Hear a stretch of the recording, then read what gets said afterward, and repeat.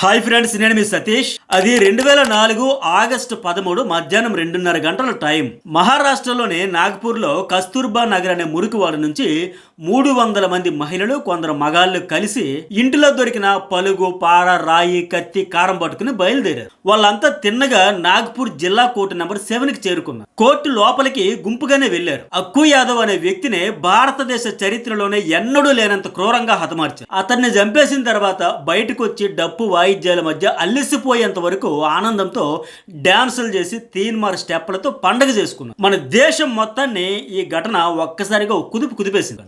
ఈ వీడియోలో చాలా ఇంట్రెస్టింగ్, షాకింగ్ ఫ్యాక్ట్స్ అయితే చెప్పబోతున్నా. ఈ వీడియో ఎంతవరకు చూసిన వాళ్ళు లైక్ చేయని వాళ్ళు లైక్ చేయండి, అలాగే సబ్స్క్రైబ్ చేసుకోవడం, మెసేజ్ పెట్టడం కూడా మర్చిపోకండి. ఆ చంపబడిన వ్యక్తి పేరు భరత్ కాళీచరణ్ యాదవ్ అలియాస్ అక్కు యాదవ్. అతడు ఆ లోకల్ గోండా. అక్కు యాదవ్ కూడా 1971లో అదే కస్తూర్బా నగర్ స్లమ్ ఏరియాలో పుట్టాడు. 33 ఏళ్ల వయసులో అదే స్లమ్ ఏరియాలోని మహిళలంతా కలిసి అతని కోర్టు రూమ్ లోనే అటాక్ చేసి చంపేశారు. ఎంత దారుణంగా చంపడానికి అంతకంటే దారుణమైన అతని ప్రవర్తనే కారణం. కాళీచరణ్ పెరిగే కొద్దీ అతనిలో క్రూరత్వం కూడా హద్దులు దాటిపోతూ వచ్చింది. వయసుతో పాటు కాళీ చేసే వ్యసనాలు, నేరాలు, దారుణాలు, ఘోరాలు పెరిగిపోయాయి. మానభంగాలు, దోపిడి, హత్యలు, కొట్టడం, దోచుకోవడం, లాక్కోవడం, ఇళ్లల్లో దూరి మగాళ్ళను కొట్టి తరిమేసి ఆడవాళ్ల మీద అఘాయిత్యాలకు పాల్పడడం, ఎవరైనా ఎదురు తిరిగితే వాళ్ళని నిర్దాక్షిణ్యంగా చంపేయడం, ఇలా 1-2 కాదు, అతని బతుకంతా నేరాలు, ఘోరాలే. అక్కు యాదవ్ 1991లో 20 ఏళ్ల వయసులో తొలిసారి ఒక అమ్మాయి మీద తన ఫ్రెండ్స్ తో కలిసి సామూహిక అత్యాచారానికి పాల్పడ్డాడు. ఆ కస్తూర్బా నగర్కి చెందిన ఆ అమ్మాయిని మానభంగం చేయడమే గాక చంపేశారు కూడా. ఆ కేసులో అడ్డంగా దొరికిన పోలీసులను మేనేజ్ చేసుకుని చట్టంలోని లొసుగులను వాడుకుని దర్జాగా తప్పించుకున్నాడు. ఆ తర్వాత అతడే ఓ ప్రైవేట్ సైన్యాన్ని తయారు చేసుకుని కిడ్నాపులు, వేధింపులు, బెదిరింపులు, దాడులు, దౌర్జన్యాలకు కేర్ ఆఫ్ అడ్రస్ అయిపోయాడు. 40 మందికి పైగా మహిళలపై అఘాయిత్యాలకు పాల్పడ్డాడు. అన్ని కేసుల్లోనూ డబ్బు వెదజల్లి శిక్ష లేకుండా తప్పించుకున్నాడు. పోలీసులు కూడా అతడు వేసే డబ్బులకు అలవాటు పడి ప్రతి కేసును చాలా లైట్ సెక్షన్లతో నమోదు చేసి ఇతరుని సైడ్ చేసేసేవాళ్ళు. దీనికి కారణం ఏంటంటే లోకల్ గా ఉన్న పొలిటీషియన్ సపోర్ట్ అతనికి ఉండడమే. ఎన్నికల టైంలో సదరు పొలిటీషియన్లకు ముక్కు, కళ్ళు, చెవులు అన్ని ఈ అక్కు యాదవే. రిగ్గింగ్ చేయాలన్నా, ప్రత్యర్థుల మద్దతుదారుల పోలింగ్ కేంద్రాలకు రాకుండా అడ్డుకోవాలన్నా వీడినే వాడుకునేవాళ్ళు. అందుకే వాళ్ళు కూడా ఇతనిపై ఏక వాళ్ళనిచ్చేవారు కాదు. ఇంకేముంది, ఇటు పోలీసులు అటు పొలిటీషియన్ల అండదండలతో అక్కు యాదవ్ చెలరేగిపోయాడు. 2004 వరకు, అంటే 34 ఏళ్ల వయసు వచ్చే వరకు వీడు కనీసం 5 హత్యలు, 40 రేపులు, లెక్కలేనన్ని దోపిడీలు, దౌర్జన్యాలు చేశాడు. దాదాపు 13 ఏళ్ల పాటు కస్తూర్బా నగర్ను వణికించాడు. 14 సార్లు జైలుకి వెళ్ళాడు. కానీ సెక్షన్స్ వీక్ కావడంతో అలా వెళ్ళి ఇలా వచ్చేసేవాడు. మళ్ళీ రెగ్యులర్ గా తన అరాచకం కొనసాగిస్తూ ఉండేవాడు. ఎంత దారుణంగా బిహేవ్ చేసేవాడు అంటే, ఉంగరాల కోసం చేతులు కట్ చేసేయడం, చెవుల్లో ఉండే వస్తువుల కోసం, చెవి దిద్దుల కోసం చెవులు కట్ చేసేయడం, ఎవరైనా ఎదురు తిరిగితే వాళ్ళని లేపేయడం చేసేవాడు. వాళ్ళ మృతదేహాలను తీసుకెళ్లి రైల్వే పట్టాలపై పడేసేవాడు. అక్కు యాదవ్ ఎంత దారుణమైన వాడు అని చెప్పడానికి ఒక ఎగ్జాంపుల్ ఏంటంటే, ఓ అమ్మాయికి భర్త అప్పుడే తాలి కట్టగా వెంటనే పెళ్లి పీటల మీద నుంచి ఆమెను ఎత్తుకుపోయి అత్యాచారం చేశాడు. ఇతని దారుణాలను ప్రశ్నించాడనే కారణంతో ఒక వ్యక్తిని నగ్నంగా చేసి సిగరెట్ తో కాల్చి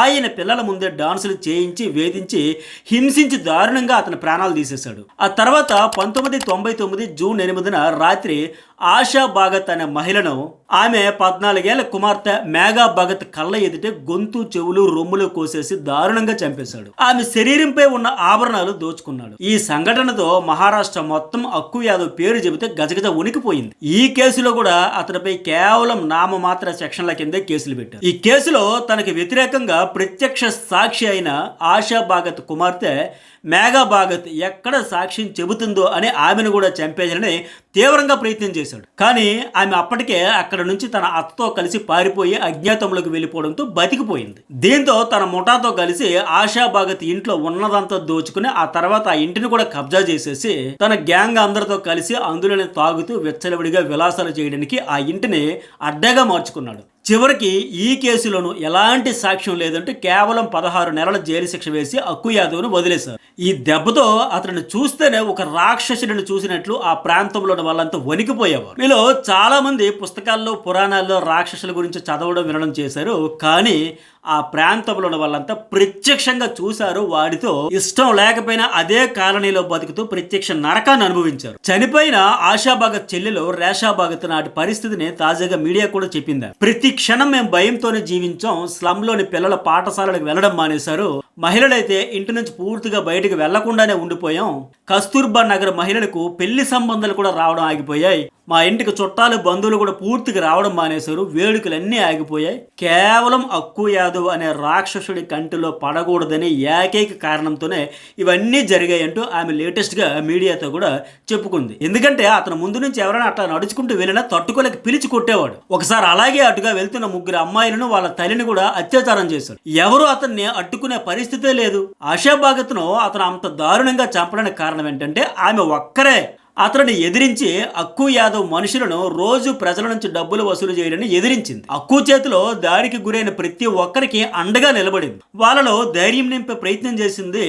చివరికి కూలీ చేసుకునే వారి సంపాదనలోంచి కూడా డైలీ మామూలు వసూలు చేయడానికి తీవ్రంగా ఎదిరించింది ఆమె. అందుకే అతనితో జాగ్రత్తగా ఉండమని ఆమెకు చాలా మంది చెప్పారు. కానీ ఆమె మాత్రం చాలా తేలిగ్గా తీసుకుంది. వాడి చేతిలోనే నా చావు రాసిపెట్టి ఉంటే ఎవ్వడూ ఆపలేడు. బతికినంత కాలం వాడికి భయపడుతూ బతకడం నా వల్ల కాదంటూ తేల్చి చెప్పేసింది. అయినా ఎంతమంది మహిళలను కూడా అత్యాచారం చేశాడు లెక్కే లేదు కదా. ఆ ఒక్కరిని మన అందరం కలిస్తే చంపడం పెద్ద లెక్క అని కూడా అందరి మద్దతు కూడగట్టే ప్రయత్నం చేసింది ఆమె. అందుకే ఆమెను అడ్డు తొలగించుకోవడంతో పాటు మళ్ళీ ఎవ్వరూ తనకి ఎదురు నిలబడకుండా చేయాలనే అత్యంత పాశవికంగా ఆమెను చంపేశాడు. ఈ దారుణంపై కంప్లైంట్ చేసిన అవినాష్ తివారీ అనే వ్యక్తిని నడి రోడ్డు మీదే ఆ తర్వాత అందరూ చూస్తుండగానే హతమార్చాడు. అక్కు యాదవ్ ఎంత దారుణమైన వాడంటే చివరకు బాలికలను, బాలింతలను, గర్భిణీలను, వృద్ధులను కూడా వదిలేవాడు కాదు. వీడి బాధలు పడలేక చాలా మంది ఆత్మహత్యలు కూడా చేసుకున్న వాళ్ళు ఉన్నారు. అయితే వీడి ఎదుగుదలకు ప్రధాన కారణం పోలీసులు, పొలిటీషియన్లే. వీడి గురించి పోలీసులకి ఎవరైనా కంప్లైంట్ ఇస్తే పోలీసులు వాళ్ళ గురించి వీడికి ఇన్ఫర్మేషన్ ఇచ్చేవాళ్ళు. దీంతో వాళ్ళను కూడా వీడి గ్యాంగ్ కనిపించకుండా చేసేవాళ్ళు. కొన్నిసార్లు పోలీసులు బాధితులను ఘోరంగా అవమానించేవాళ్ళు. నీకు అక్కు యాదవ్తో వివాహేతర సంబంధం ఉంది కదా, మీ మధ్య గొడవలు అవుతున్నాయనే కంప్లైంట్ ఇవ్వడానికి వచ్చావు కదా, ఇట్లా ఘోరంగా మాట్లాడడంతో వాళ్ళేమి చేయలేక ఏడుస్తూ వెనక్కి వెళ్ళిపోయావు. 30 కుటుంబాలు వీడి టార్చర్ భరించలేక కస్తూర్బా నగర్ ఖాళీ చేసి వెళ్ళిపోయాయి. 1991లో అతని మొదటి సామూహిక అత్యాచారం నుంచి 2004లో అతని మరణం వరకు ఏకంగా 13 ఏళ్ల పాటు ఈ భరత్ కాళీ చరణ్ యాదవ్ అలియాస్ అక్కు యాదవ్ అరాచకాలు కస్తూర్బా నగర్ దళితవాడలో యథేచ్ఛగా కొనసాగిపోయాయి. శిశుపాలుడు 100 తప్పుల వరకు కాసిన శ్రీకృష్ణుడు ఆ తర్వాత వధించినట్టుగా ఆశా భాగత్ హత్య తర్వాత ఇంకా వీడికి ఈ భూమి మీద బతికే అర్హత లేదని అతని చేతిలో హింసకు గురైన కస్తూర్బా నగర్ స్లమ్ వాసులంతా అనుకున్నారు. కానీ అతన్ని ఎదిరించే ధైర్యం మాత్రం చేయలేకపోయారు. ఈ హత్య తర్వాతే వారిలో ఓ తెగింపు, జీవితంపై విరక్తి వచ్చాయి. అయితే వాడుండాలి లేదంటే మేముండాలి అనే తెగింపు వచ్చింది కానీ ఎవరూ ధైర్యం చేసి ముందుకు మాత్రం రాలేదు. కానీ 2004లో జరిగిన ఓ సంఘటన తర్వాత వాళ్ళలో తెగింపు కూడా వచ్చింది. వాడు ఒక మనిషే, వాడికి కూడా భయం అనేది ఉంటుంది, వాడిది మనలాంటి ప్రాణమే అని వీళ్ళలో ఆలోచన పెరిగి ఆ ఆలోచన నుంచి తెగింపు, ధైర్యం కూడా వచ్చాయి. వాడిని కూడా ఈ భూమి మీద లేకుండా మనం చేయొచ్చు అనే ధైర్యం పెరిగింది వాళ్ళలో. అయితే ఆ టర్నింగ్ సిచ్యువేషన్ ఏంటంటే అక్కు యాదవ్ ఒక మహిళపై అత్యాచారానికి పాల్పడ్డాడు. ఆ మహిళకు ధైర్యం చెప్పి పోలీస్ స్టేషన్లో కేసు పెట్టడానికి ఉషా నారాయణే అనే హోటల్ మేనేజ్మెంట్ స్టూడెంట్ సాయం చేసింది. ఇది తెలిసిన అక్కు యాదవ్ నిన్ను కూడా రేప్ చేస్తాను, పోలీస్ స్టేషన్లో కంప్లైంట్ చేసుకుని వార్నింగ్ ఇచ్చి ఆమె ఇంటికి తన అనుచరులతో కలిసి వచ్చాడు. తలుపులు బద్దలు కొట్టేందుకు ప్రయత్నించగా ఆమె యాసిడ్ బాటిల్ తీసి పోసేస్తానని బెదిరించింది. అయినా వాళ్ళు తగ్గలేదు. ఇంటి తలుపులు విరగ్గొట్టుకుని లోపలికి వెళ్లారు. ఆమె వంట గ్యాస్ సిలిండర్ను తలుపు దగ్గరకు లాగి వాల్వ్ తెరిచి అగ్గిపుల్ల వెలిగించి మొత్తం అందరినీ పేల్చేస్తానని బెదిరించింది. అంతే, అంతవరకు మీదికి దోసుకొచ్చిన ఆ గోండాలు భయంతో వెనకడుగేశారు. ఆమె టెంపర్ చూసి నిజంగానే తను చస్తూ తమను చంపేసేలా ఉందని భయంతో అక్కడ నుంచి పారిపోయారు. ఈ ఇన్సిడెంట్ కస్తూర్బా నగర్ ప్రజల్లో ధైర్యాన్ని నింపింది. ఉషా నారాయణ కూడా అక్కు యాదవ్ను అంతం చేయాలనే నినాదంతో ఇంటింటికి వెళ్ళింది. అంతే, అందరూ కలిసి ఒకరోజు దొరికిన కత్తి, కర్ర, రాయి, కారం పట్టుకుని వాడి ఇంటిపైకి వెళ్ళారు. కనిపించిన వాడి గ్యాంగ్లను గోండాలు తుక్కు రేగొట్టారు. వాడింటిని కూడా తగలెట్టేశారు. దీంతో భయంతో ఆ ఇంటిలో ఉన్న వాడి తల్లి పారిపోయింది. తన ఇంటినే తగలబెట్టేశారు, తన అనుచరుల తుక్కు రేగొట్టారు అనే విషయం తెలిసి అక్కు యాదవ్ పారిపోయి పోలీసులకు లొంగిపోయాడు. ఎక్కడ కనిపిస్తే అక్కడ వేసేయాలన్నంత కసితో జనం ఉన్నారని తెలిసి జైల్లో ఉంటేనే తనకు రక్షణ ఉంటుందని భావించాడు. నన్ను వెంటనే ఏదో ఒక కేసులో అరెస్ట్ చేసి లోపల పెట్టేయండి అని వాళ్ళకి చెప్పాడు.